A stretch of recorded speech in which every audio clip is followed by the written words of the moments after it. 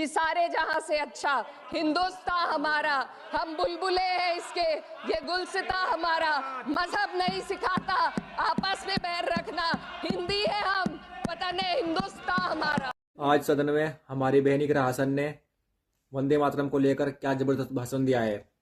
पूरा भाषण सुने, सबकी आंखें खोल के रख दी। इकरा चौधरी। धन्यवाद अध्यक्ष महोदया। आज हमारे राष्ट्रगीत के 150 वर्ष पूरे होने पर हो रही महत्वपूर्ण चर्चा में गर्व के साथ एक भारतीय होने के नाते मैं अपने विचार रखना चाहती हूँ। सदन में इतिहास को तोड़ मरोड़ कर पेश करके फिर से मुस्लिम तुष्टीकरण के नाम पर भारतीय मुसलमानों को कटघरे में खड़े करने की कोशिश की जा रही है, लेकिन मैं सदन में बताना चाहूँगी कि हम भारतीय मुसलमान जिन्ना के आह्वान को ठुकराकर अपने इस प्यारे वतन की मिट्टी के साथ मजबूती से जुड़े रहे।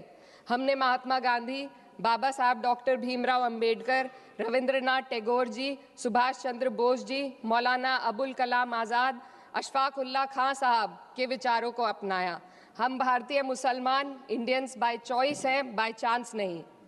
वंदे मातरम के किन छंदों को राष्ट्रगीत के तौर पर अपनाया जाए, यह फैसला सर रविंद्रनाथ टैगोर और सुभाष चंद्र बोस जी जैसे नेताओं के परामर्श के बाद हुआ। क्या अब हम उन महान नायकों की समझ पर प्रश्न चिन्ह उठाएंगे, उन्हें देश को बांटने वाला और तुष्टीकरण करने वाला कहने का पाप करेंगे? उन महान हस्तियों ने वंदे मातरम के उन छंदों को अपनाया जिन्होंने देश के हर वर्ग, हर धर्म के मानने वालों को एक सूत्र में पिरोने का काम किया। और मैं एक घटना आप लोगों के सामने रखना चाहती हूँ। वर्ष 1998 में उत्तर प्रदेश सरकार के मंत्री रविंदर शुक्ला जी ने स्कूलों में राष्ट्रगीत को गाना अनिवार्य कर दिया था, लेकिन तब के तत्कालीन प्रधानमंत्री अटल बिहारी वाजपेयी जी ने, जो उस समय लखनऊ के दौरे पर थे, उत्तर प्रदेश सरकार के इस फैसले पर नाराजगी जताई और यूपी सरकार ने राष्ट्रगीत को अनिवार्य करने वाले मंत्री को बर्खास्त कर दिया था।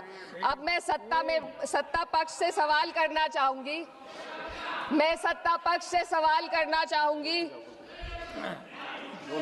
बोलने दीजिए। मैं सत्ता पक्ष से सवाल करना चाहूंगी कि जो विजन आजादी के समय के लोगों का था राष्ट्रगीत को स्वेच्छा पर छोड़ने का, उसी का अनुसरण माननीय अटल बिहारी वाजपेयी जी ने किया, तो क्या वह भी मुस्लिम तुष्टीकरण कर रहे थे? जी नहीं, अटल बिहारी वाजपेयी जी राजधर्म निभा रहे थे। देश में सब धर्मों को एक साथ लाना, सबके जज्बात का एहसास करना ही सबसे बड़ा राष्ट्रवाद है। माननीय अध्यक्ष महोदया, आज हमें वंदे मातरम के असली भाव को समझना जरूरी है। यह गीत तो देश के जल, जंगल, जमीन, हरियाली और निर्मल हवा की वंदना को समर्पित है। यह भारत की जन जन की मंगल कामना करता है कि भारत का हर नागरिक स्वस्थ रहे, सुरक्षित रहे और सम्मान के साथ जी सके। सुजलाम सुफलाम का अर्थ है, सुनिए, ऐसा देश जहां स्वच्छ और पर्याप्त जल हो, जहां नदियां जिंदा हो, बहती हो, जीवन देती हो। अध्यक्ष महोदय, लेकिन अब जरा यमुना का हाल देखिए। दिल्ली प्रदूषण नियंत्रण समिति की 2025 की रिपोर्ट बताती है कि यमुना के कई हिस्सों में बीओडी स्तर 127 mg पर लीटर है तक पहुंच चुका है, जबकि किसी जीवित नदी के लिए ये 3 mg पर लीटर से कम होना चाहिए। ये सिर्फ नदी का संकट नहीं है, ये किसान का संकट है। नमामि गंगे के नाम पर हजारों करोड़ रुपए खर्च हो गए, लेकिन सच्चाई ये है कि आज भी गंगा और यमुना के किनारे किसान मजबूरी में उसी जहरीली पानी से खेती कर रहा है। वही जहर अनाज में उतरता है और वही जहर किसान की जिंदगी को धीरे धीरे खत्म कर देता है। अध्यक्ष महोदय, जब पानी जहर हो जाएगा तो सुजलाम कैसे होगा? जब किसान बर्बाद होगा तो सुफलाम कैसे होगा? मलयज शीतलम, मलय का अर्थ है मलय पर्वत से बहने वाली ठंडी, सुगंधित, चंदन जैसी हवा जो जीवन देती है, बीमारी नहीं। आज मैं इस सदन से पूछना चाहती हूँ, क्या आज के भारत की हवा मलयज शीतलम है? नहीं अध्यक्ष जी, बस संसद से बाहर कदम रखिए, एक गहरी सांस लीजिए। ये चंदन की महक नहीं, ये जहर है जो आपके हमारे फेफड़ों में उतर रहा है। दुनिया के 20 सबसे प्रदूषित शहरों में से 13 भारत में है। दिल्ली की हवा में सांस लेना मानो रोज 20 सिगरेट पीने जैसा हो। भारत हर साल सर्दियों में जहरीली हवा के प्रकोप में घिर जाता है, AQI गंभीर स्तर पर आ जाता है।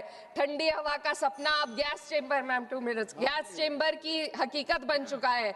हम वो देश हैं जहां सरकार प्रकृति पर बने गीत का मान मर्दन तो करती है, पर उसी प्रकृति, जंगल, हवा, पेड़ को बचाने वाले कानूनों को धीरे धीरे खुद ही खत्म कर रही है। ये है आज के हमारे मलयज शीतलम की अफसोसजनक सच्चाई। अगर हम हवा को साफ नहीं कर पाए तो न सुजलाम बचेगा न सुफलाम बचेगा।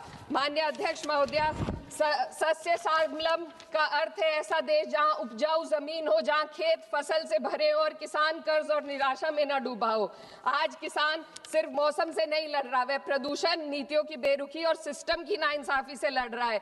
एक तरफ कॉरपोरेट के लोन माफ होते हैं, दूसरी तरफ किसान को उसकी वाजिब MSP भी नहीं मिल पाती है। आप ग्लोबल सुपर पावर बनने की बात करते हैं, लेकिन हमारी पर कैपिटा इनकम दुनिया में 136वें नंबर पर है। हम अपने छोटे पड़ोसी देश से भी पीछे हैं। हमारे लोग $2,500 तक भी नहीं कमा पा रहे एक साल में, और जिन अरबपतियों की ये रक्षा करते हैं वो इतना पैसा एक सेकंड में कमा लेते हैं। आज वंदे मातरम को बुनियाद बनाकर राजनीति की जा रही है, लेकिन जमीन पर जंगल पूंजीपतियों को सौंपी जा रही है, आदिवासियों को उनके घरों से उजाड़ा जा रहा है। मातरम में जो मात्रा माता है वे सिर्फ मातृभूमि की वंदना नहीं, वे इस धरती की हर नारी, वे इस देश की हर बेटी, हर महिला के सम्मान की बात भी करता है। लेकिन आंकड़े अगर आप देखेंगे, NCRB की हाल की रिपोर्ट के अनुसार, मैम जसवंत के अनुसार, देश में हर वर्ष लगभग 30,000 से अधिक बलात्कार हो रहे हैं, यानी एक दिन में 80 से अधिक महिलाएं यौन हिंसा का शिकार होती हैं। और ये सिर्फ दर्ज मामले हैं। जब जम्मू कश्मीर की एक बच्ची हिंसक अत्याचार का शिकार होती है, जब सत्ता से जुड़े लोगों पर आरोप लगते हैं और कार्रवाई वर्षों लटक जाती है, जब उन्नाव की पीड़िता लखनऊ के दरबार में इंसाफ को लेकर अपनी जान देने पर आमादा होती है, जब बिल्किस बानो के अपराधियों का सरकार के लोग द्वारा स्वागत किया जाता है, तो ये घटनाएं वंदे मातरम की आत्मा पर चोट पहुंचाती है। मैं अध्यक्ष महोदया बस यही कहना चाहती हूँ अपनी बात को अंत में रखते हुए कि वंदे मातरम सिर्फ अतीत की ललकार नहीं, ये वर्तमान की जिम्मेदारी है, ये आत्म मंथन की घड़ी है। यही समय है कि हम वंदे मातरम को सिर्फ नारा नहीं, नीति और जिम्मेदारी बनाए। और अपने जज्बात को मैं आलमा इकबाल साहब के तराना हिंद के साथ इस सदन में रखना चाहती हूँ कि सारे जहां से अच्छा हिंदुस्तान हमारा, हम बुलबुले हैं इसके, ये गुलसिता हमारा, मजहब नहीं सिखाता आपस में बैर रख